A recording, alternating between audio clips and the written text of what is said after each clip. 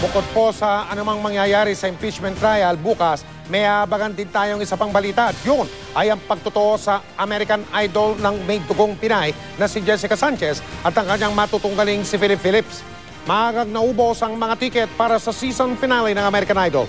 Pantay sarado na rin ang Nokia Theater sa Los Angeles doon sa Amerika kung saan gaganapin ang inaabangang pagtotoo o tinatawag na showdown. Mula sa Los Angeles sa Amerika nakatutok si Pia Arcangel. Mahigpit ang seguridad na ipinatutupad sa paligid ng Nokia Theater sa downtown Los Angeles. Ngayon pa lang, gwardyado na ang paligid nito. Nakabarikada na rin ang mga lugar na daraanan ng mga contestant at celebrity guest. Sa labas ng theater, itinayo na ang mga puting tolda na magsisilbing press area. Malaki ang interes ng publiko sa American Idol, kaya ngayon pa lang, may news team na nagre-report tungkol sa paghahanda para sa finals. Mahigit 7,000 ang seating capacity ng kilalang Nokia Theater dito sa Hollywood at inasahang bukas sa grand finale at showdown ni na Jessica Sanchez at Philip Phillips ay mapupuno ito dahil ngayon pa lang ubos na ang mga tiket. Para sa mga hindi makakapanood sa loob, may widescreen rin sa labas ng theater. Ang ibang hindi pinalad na makakuha ng tiket, dinayo na ang Nokia Theater kanina para lang makapagpa-souvenir picture. Ang Pinay na si Lita Glenn, matagal nang naninirahan dito sa California. Nang hihinayang na di niya mapapanood ng live si Jessica Sanchez, kaya idadaan na lang niya sa maraming boto ang pagpapakita ng suporta sa kapwa-dugong Pinoy. Nililift ko siya sa prayer kasi it's an honor for our country. Ang mga turistang ito naman na galing Canada, inaabangan din ang sing-off ni na Jessica at Philip. She's good. She's like the best. And you, why Jessica? I don't know, because she's good looking too. And you, why Philip? Oh man, he's got the best quality. He's amazing. Pero para sa sikat na TV host na si Maria Lopez na may dugong Mexican, tiyak na kung sino ang mananalo. I love Jessica Sanchez. Hold on, man. She's gonna win. I love her. Pia Arcangel, nakatutok, 24 oras. Dito naman sa Pilipinas, malapiesta ang paghahanda ng mga taga-Samal Bataan bilang suporta sa pagsabak sa American Idol finale ng kanilang kababayang si Jessica Sanchez. At mula sa Bataan, nakatutok live si Katrina Son. Katrina? Vicky, inaantabayan na nga ng mga taga-Samal Bataan ang final performance night ng American Idol dahil tampok na dito ang kababayan nilang si Jessica Sanchez. Pagkakaisa raw ang naidulot sa mga taga-Samal Bataan ng pagpasok ni Jessica Sanchez sa American Idol Season 11 finale. Lahat sila ngayon, sama-sama sa isang layunin, ang suportahan si Jessica sa finals night. Well, to have a talent galing sa Filipino international is something. Pero having one dito mismo sa bayan mo is something else. With Jessica up there, mas na-strengthen yung unity at yung, pagnanasa ng aking mga babayan na to move on. Kung puspusan ang paghahanda sa Nokia Theater sa Los Angeles, California para sa finale ng American Idol, ang mga taga-Samal malapiesta naman ang preparasyon. Nagkakabit na sa bayan ng mga tarpaulin ni Jessica. Ang mga kabataan naman, todo ensayo para sa street dance bukas. Magkakaroon din daw ng motorcade sa umaga. Magkakaroon din ng misa para kay Jessica. Sabay-sabay pa rin daw na panonoorin ng mga taga rito ang pagkanta ni Jessica sa grand showdown nila ni Philip Phillips. Susundan naman ito ng mga pagtatanghal at fireworks display. Ang mga kaanak ni Jessica, nagpasadya pa ng I Love Jessica t-shirt na susutin daw nila bukas. Ito, gumawa kami ng mga t-shirt para bukas. Kami na rin ang nagtatak. Siyempre, kinakailangan galingan niya pagkanta niya para na sa ganun, manalo siya. Dahil paniwala ko talagang mananalo eh. Pagmamalaki ng mga kaanak ni Jessica, nasa lahi na nila ang hilig sa pagkanta. Isa sa kanyang mga pinsan, nagpasample pa. Ooh, I've been to Georgia and California and anywhere I could run. Lahat naman nagpahatid ng pagsuporta at pagmamahal para kay Jessica. I love you, Ate Jessica! We love you, Jessica! Good luck! Go, go, go! Fight!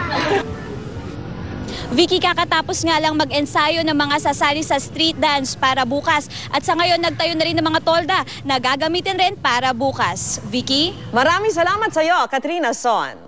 11 Asia. Samantala, nakaantabay na rin po ang GMA News doon sa Los Angeles At may tuturing na yan na makasaysayang kabanata ng American Idol.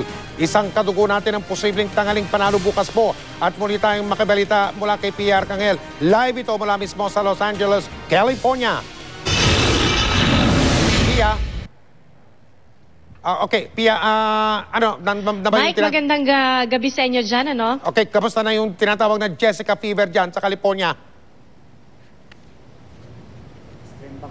Nako, Mike, ang nakikita natin dito ay talagang idol fever kasi talagang hati ang mga naririto para kay Jessica at Philip. At eto nga, papakita ko sa inyo, ito ang front page ng USA Today para sa araw na ito. At makikita natin, front page at sa ibabaw ng headline ang litrato ni Jessica at ni Philip. At talagang ito, tinatanong na nila, sino nga ba ang mananalo sa dalawang ito? Malawak ang coverage na ibinibigay dito sa dalawang ito. Dahil ngayon, Mike, alas 4:30 ng madaling araw. So, in about 12 hours ay gaganampin na yung finale. At sa loob ng dyaryo, ito naman, makikita natin, merong tinatawag nila, parang ika nga, tale of the tape ni na Jessica at Philip Phillips. At sa ating pagbabasa ng artikulong ito, sinasabi nila, si Philip ang lamang, meron siyang 48% habang si Jessica nakakuha ng 39% dun sa analysis ng dalawang kolumnista, pati na rin ng isang American Idol producer at ang dating winner na si Chris Allen. At ang sinasabi nga nila, yung lamang ni Philip Phillips ay manggagaling dun sa pagiging isang lalaki niya. Dahil sabi nga nila, for the past 4 seasons, lalaki lagi ang nananalo. So tingin nila, malaking bentahe ito para kay Philip dahil yung demographic na makukuha daw niya, hindi lamang daw yung mga young female teenagers, kundi pati na rin daw yung kanilang mga ina. Although sinasabi nga nila, kung talagang boses ang pag-uusapan, hindi raw hamak na liyamado doon si Jessica. Mike. Pia, namataan mo ba si Jessica o kaya nakita mo siya, lalo na yung ensayo dyan sa Nokia Theater sa Los Angeles kanina, Pia? Nako, Mike, hindi pa natin siya namamataan dahil talagang napaka-stricto ng seguridad na ipinatutupad ng kanilang network, no? Kanina, nakapunta tayo sa Nokia Theater, gaya ng naipakita natin sa video. At talagang hanggang sa certain area lang, no, makakapunta o makakalapit ang media. Pero nakita natin, dun sa backstage, may mga limo, tapos meron yung mga malalaking SUV.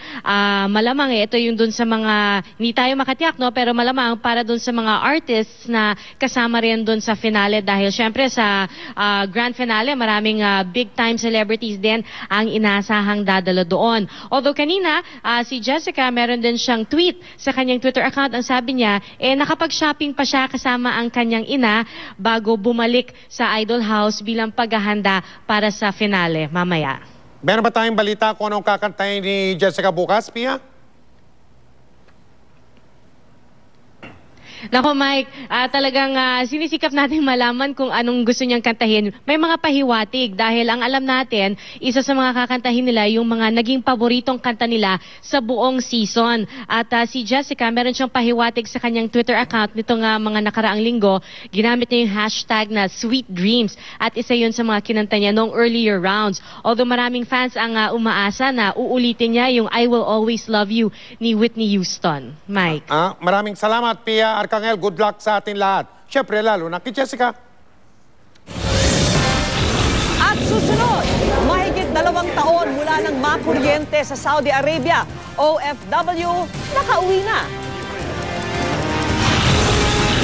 Video ng batang napaikot na parang labada sa washing machine, kumakalat sa internet.